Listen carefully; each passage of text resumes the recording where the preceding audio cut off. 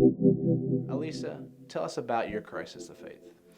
Well, growing up in a Christian home with a very sweet and genuine Christian family, I didn't really have a lot of reasons to doubt my faith. The practical outpouring of the faith of the people around me was very real, and it was very attractive. And in my world, Christians were the ones who loved God, loved God's word, and loved people. And so there really was never a reason for me to doubt those beliefs.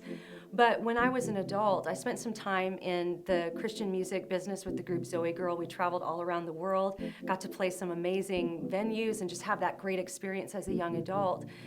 But I was sort of shielded from a lot of the skepticism that was prevalent in culture because I was kind of in that Christian bubble. And so as an adult, after Zoe Girl came off the road and I found myself at home with a new baby and kind of isolated, it was actually within the context of a church that my faith was challenged, or what I had believed about God and Jesus and the Bible was challenged. And so in a very small classroom, the pastor of the church revealed that he was actually an agnostic. And so we often hear a common story that a kid grows up in a Christian home and goes off to college and has their faith challenged by an atheist philosophy professor or an evolutionary biology class.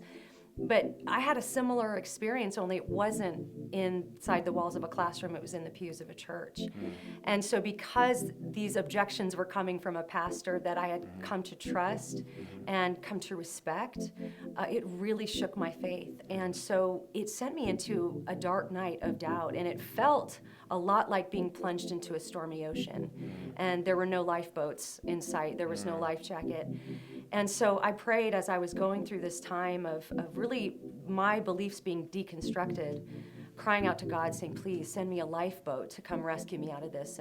And so God used apologetics to be that lifeboat that I could climb into and help to start answer some of these objections that were coming up from this pastor and then from other resources that I was discovering at the time. And so I'm really thankful for that, because that intellectual component that was missing maybe from my growing up years, God just showered it on me in my later years. And so I'm really grateful for that. Wow, praise the Lord.